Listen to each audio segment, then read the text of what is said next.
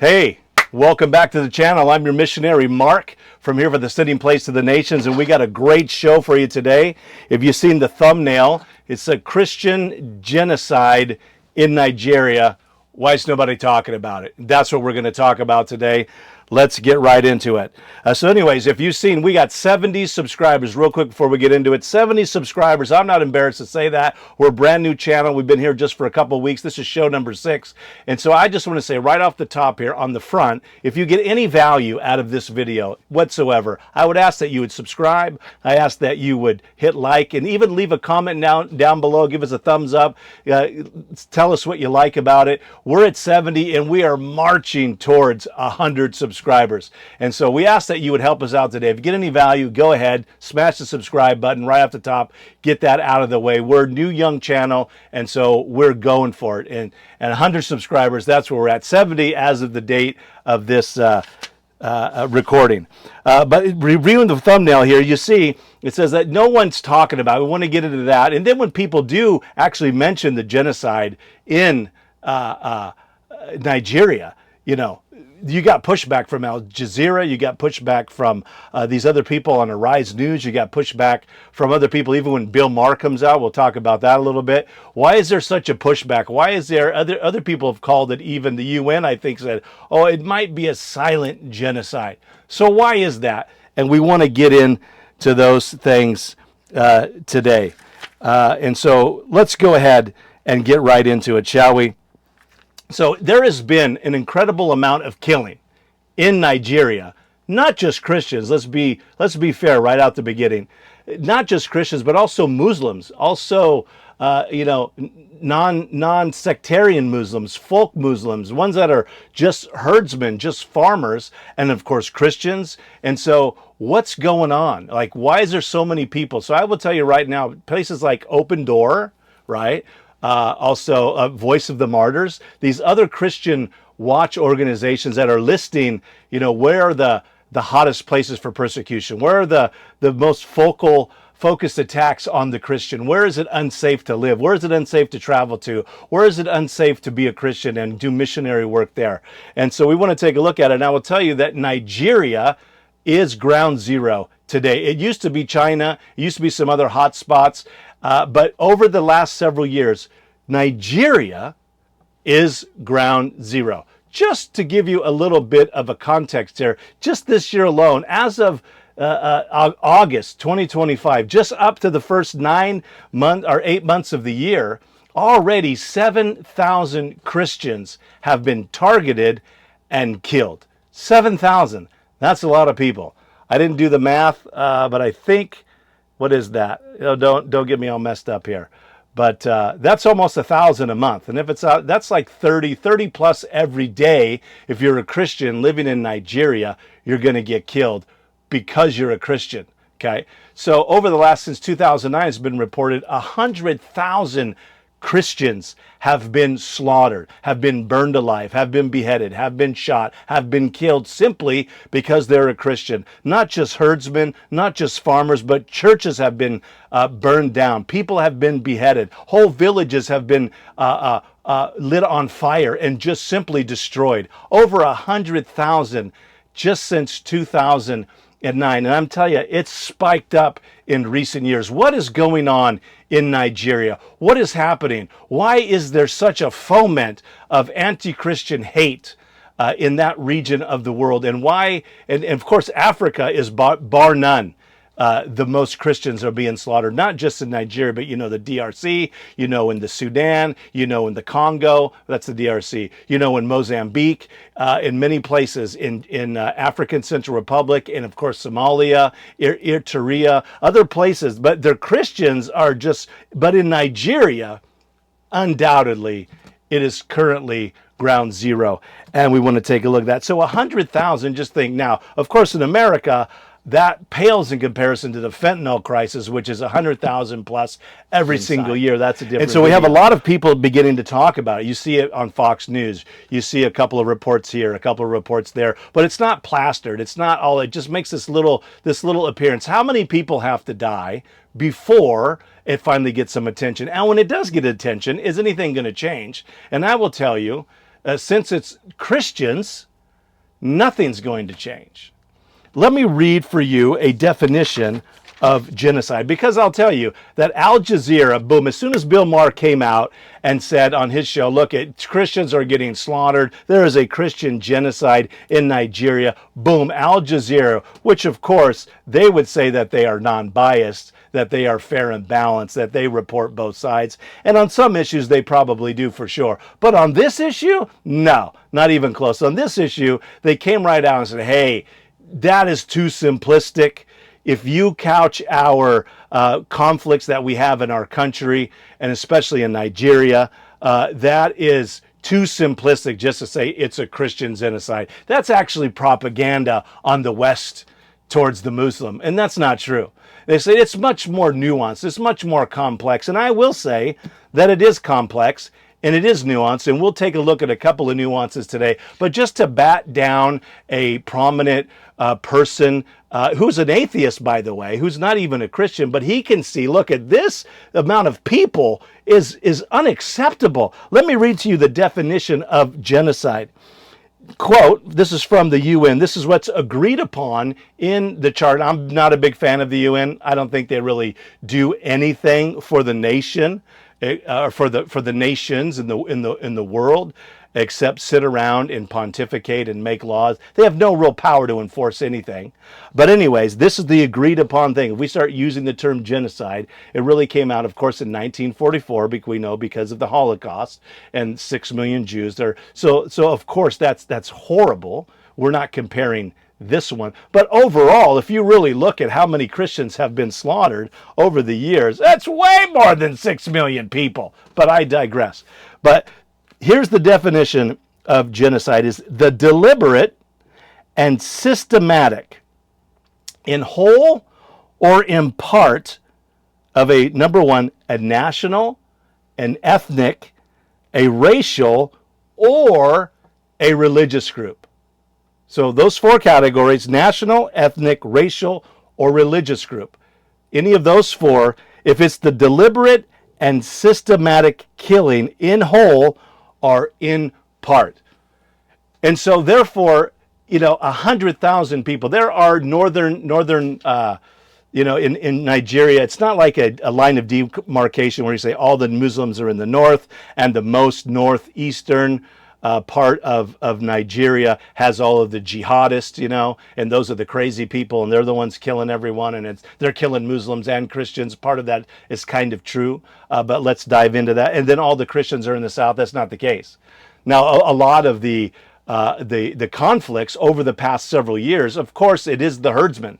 There are the Fulani herdsmen, and there's fighting with the Christian herdsmen over grazing land. There's been drought, there's been shifting in water, there's been shifting in resources, and of course there's been clashes over the years between the herdsmen trying to just fight over grazed land, and some people have been saying, oh, that's the religious war, and it really is just the herdsmen. They're just farmers, and they're just trying to milk their cows, trying to get their cows some food and water. And we see that even in Kenya, where the Maasai, they're the only tribe that's able to go from Kenya to Tanzania. They don't need a passport. They can cross over the border because they're herdsmen. They herd goats and cows, and they go, and they're always looking for grazing land, and that's a normal conflict, right? And so you get into, if you build a fence in Maasai land, and say you're allowed to because they gave you land, you build a fence, they'll knock the fence down because they don't want any barriers for their cows and their goats to feed. And so I get that. There is that case where there's just herdsmen having clashes, they get in little feuds, they fight each other, some of them have guns. But what has happened is the jihadists, right? There's a group up there called there's a couple of them, but one of them is the ISWAP, the ISWAP or ISWAP. I'm not sure what you call them, but it's the Islamic State of the Western African province, right? So there's a jihadist group, and there's several of them. They have this Boko Haram, and there's been a split. So this is not even a monolithic thing when it comes to jihadists. They're divided on what their goals are and how they coalesce around certain issues. But there's jihadist groups up there in Nigeria, and they want power, and they are killing people. And so what they found is they can get some of these Fulani herdsmen to become radicalized and give them automatic weapons. And instead of killing them, they just join us. Here's some weapons. We'll give you some money. We'll help you fight those other people over there. And of course, the Christians don't have guns. They have machetes. And so therefore, it's easy for them to get gunned down. So in the middle of this conflict of the herdsmen, you have this militant group that is now inside of the Fulani herdsmen that's spreading out throughout northern territories there in Nigeria, taking big swaths of land in the hiding behind the herdsmen. And so that's what the government is saying. Look at, they're killing Muslims too. True, but these are the Muslims that are not radicalized. These are the ones that are just trying to herd, and they don't want to join the Boko Haram. They don't want to become Muslim jihadists. They don't want to do that. And so, of course, they get killed, and then their land gets taken. And so therefore they say, oh, well, the Muslims are getting killed too. And so that's a little insight that you're not going to get from Al Jazeera.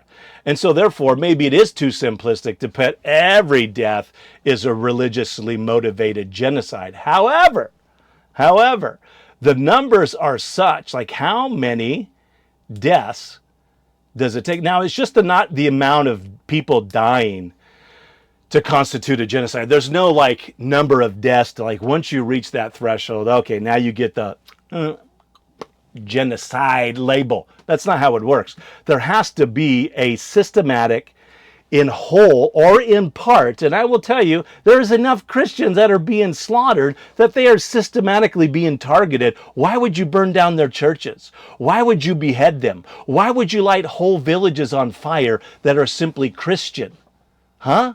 Why would you do that? Why is it that the villages that get burned down in these areas, quote unquote, because of the herdman conflict, why do they all get burned down? Why? I'll tell you, because they're Christian. They're being systematically identified and taken out in part. They're being genocided, 100%. There's no question about it. So that's what's going on over there. That is why it's a Christian genocide. And so the big question is, why is nobody talking about it?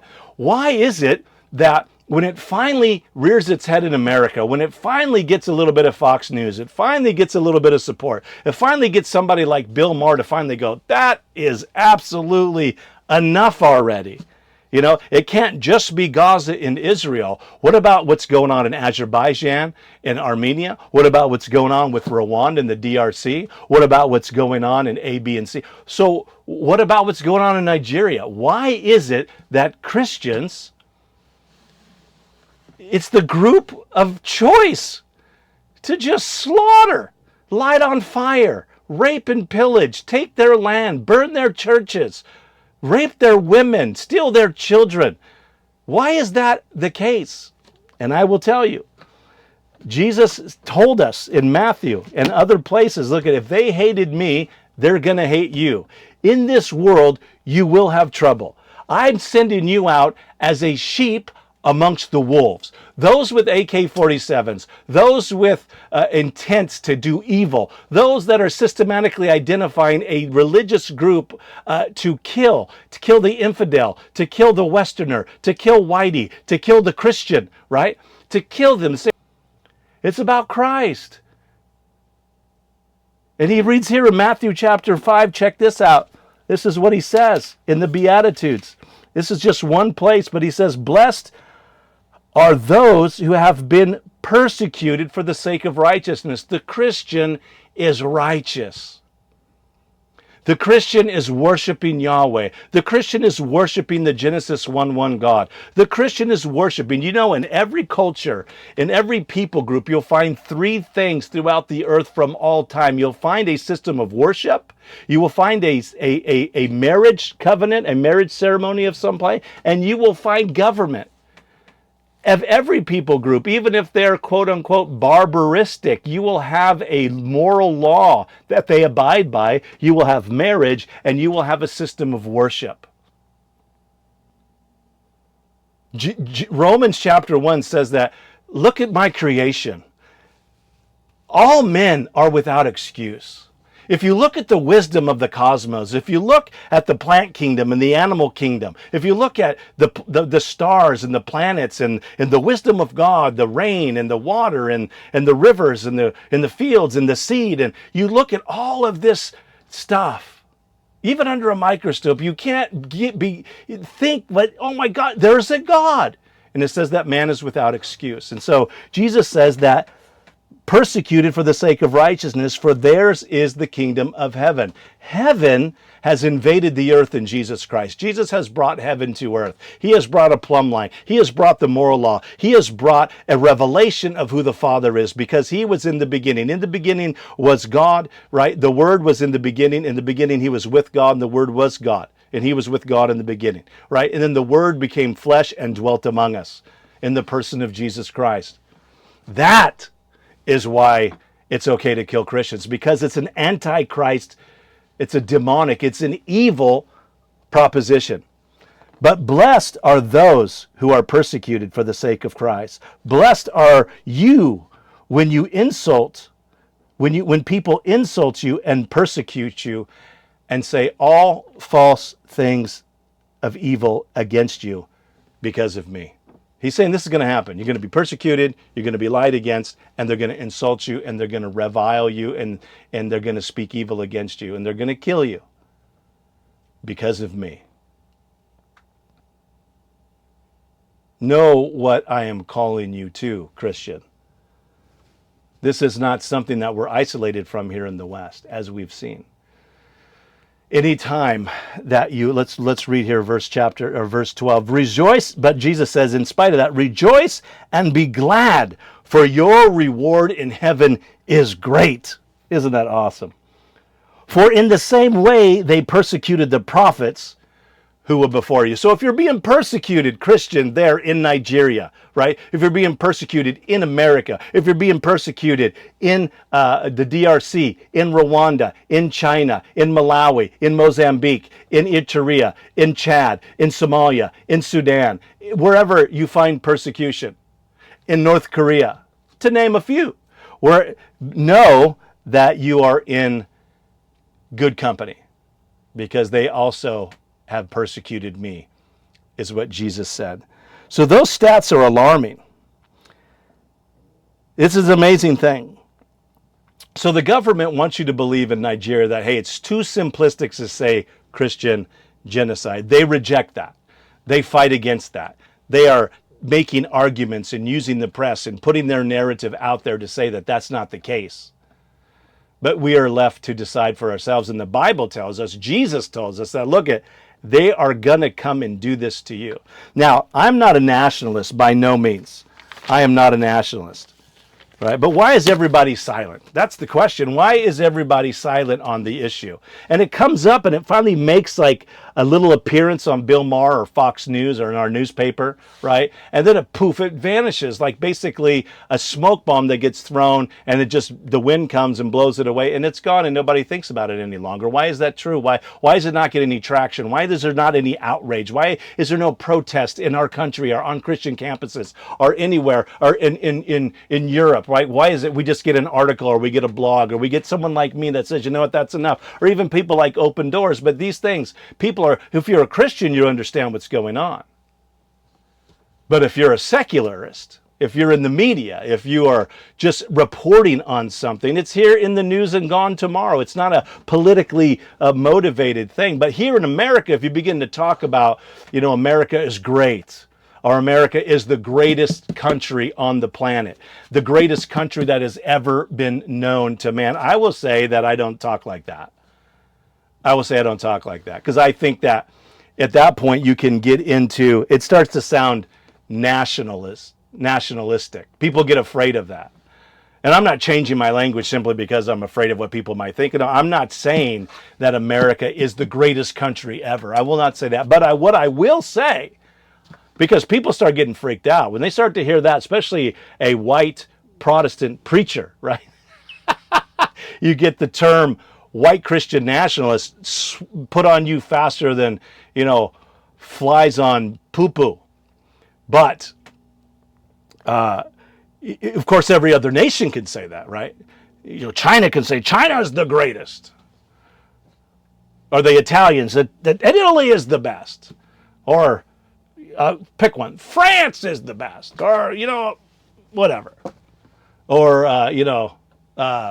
South Africa or Kenya or whatever, right? You go to those places, I've been to some of those. They national pride's at an all-time high. Mexico, and it comes to soccer and football, go! They love, right? You vote by your national identity, right? And so there's nothing wrong with that. No one gets freaked out.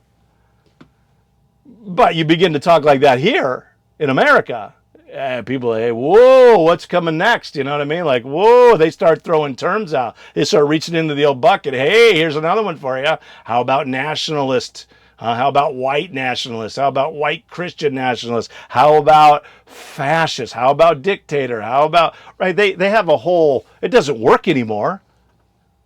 It doesn't work anymore. But I don't say all that. That's a long way to say. I don't say it's the greatest country. But what I will say is that without Christ, without the Bible, right? Without Yahweh, you do not have Western society. And I will say, out of the Enlightenment, the Renaissance and the Enlightenment, out of that, you have, starting, of course, with Christ and in Greece, the Greco-Roman world, and all the way through, right, to the American experiment, the Western society is indeed, without question, the greatest society that man has ever employed. Now, that is true. And it's not simply, and of course the Americanism kind of got into that, right? But it was built on, Western society is built on that Christian ethic. The Bible is built on that. So I'm not here to say, oh, America is a Christian nation. So I'm not saying that. This is a freedom of speech, freedom of religion place, which I love, right? I don't want the government telling me how to run the church. I think that there should be a separation of the state away from the church. But there should not be a separation of the church influencing the state. It was never meant to be that. And a matter of fact, we're not getting into too much politics here, but what's that guy's name? Benjamin Franklin, when he's leaving, that woman asked him, right? This is how the story goes. So do we have our democracy? What have we got now after all of this Constitution bill? What do we have? And he goes, well, what you have, ma'am, is a republic. What you have is a republic. What has been delivered to you is a republic. The question really is not what you have, but can you keep it? And I do forget who quoted this, but you can look it up if you want to. But the quote, the idea is that this republic, this representative democracy, we have a constitutional republic based on the Bible, based on the life of Christ, based upon the Christian ethic. And the idea is, it is made for a holy religious people. It's made for religious people.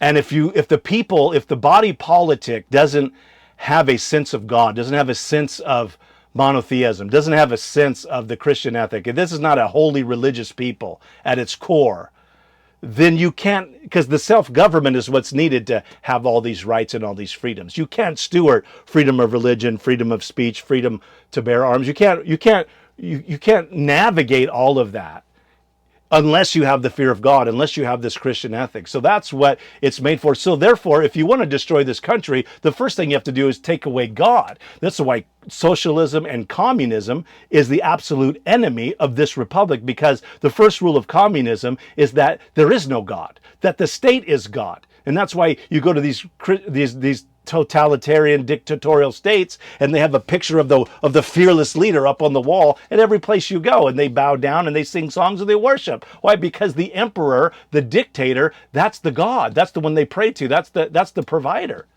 So you have to destroy. That's why you take this away. That was what the Mao revolution was about. There was so many Christians in China before Mao came in and killed 50 million people, took away the Bibles, burned them all. That's why Hitler burned all the books. Are you kidding me? And took over the church. Why? Because if you have a free-thinking people, you can't control them. They want us to be controlled. And you know what? Up there in northern Nigeria, those people are not afraid. They're not afraid. If you see they're on X and there's people, they're on X is great, even though there's a lot of funny things on there. But you can see the Nigerian Christians in a burnout church worshiping. There's nothing left. The chairs are gone. The thing's gone. The people that survived, there's no roof because that's made of wood. And they're there and they're worshiping God. And they're not afraid. They're not afraid. Christians are not afraid. See, Christians are not afraid of death. And that is what messes us up. I'm married to a South Korean, and I'm telling you, when the Japanese seen that there was no fear of the emperor and the Japanese when they came in to occupy South Korea, some of you don't even know about that. There was just as big enough genocide from Japan, and I was going to get a lot of Japanese mad, but it's just the truth. It's history. Don't let the revisionist history mess with you. They killed so many South Koreans it wasn't even funny. But South Koreans were not afraid to die. The South Korean Christians were not afraid to die. And that freaked them out. There was a lot of Japanese that sat down in their arms and they ran away. They're like, you don't even fear the emperor. What's wrong with you? All you have to do is say that you don't want to die. And we won't kill you. Say, bless the emperor. And they wouldn't trade their Christianity. They wouldn't trade their Jesus. Christians, real Christians, we will not trade our Jesus in the face of persecution, in the face of death. So this society was built. So America, that is our society. So these Christians over there in Nigeria, we need to pray for them. We need to pray for them. We need to pray that they preach the gospel. We need to pray that as God these circumstances have come into their country. You know, persecution is something, we'll end on this here. Nero, that guy lit Rome on fire. He lit them on fire. He used to put big long poles up through the rectums of Christians and come out through their mouth and dip them in pitch and put them as a big pole and light them on fire on the Appian Way and say, look at Jesus. Jesus said you are the light of the world. Look at you Christians. You are the light of the world. But he lit Rome on fire. And then he blamed the Christians because he hated them. He wanted them gone because they're turning everything upside down with this message of salvation, with freedom and liberty in Jesus Christ. Not afraid of the Roman cohort, the Roman army. And so it turned everybody on the Christians because why were you going to kill blessed Rome? This is Rome. Rome is the best. And it just spread the Christian message throughout the whole world. Persecution spreads the church every time. Every time. So in Nigeria, you can expect, even though there's Boko Haram, even though there's ISWAP or whoever the heck they are, and all these different groups that are happening there, pray for the Christians being persecuted in Nigeria. It is a Christian genocide. Make no mistake about it. So that's enough of that. Please subscribe to the channel. Like I said, we got 70 right now. If you got any value out of this, share it, like it, comment, subscribe. Get us to 100. We're new, and I'm not embarrassed to say that, but we're going strong to 100. Today we got 70, and I pray that you would send this video out and that you would like and subscribe to the channel. So thanks for tuning into this episode of The Sitting Place of the Nations.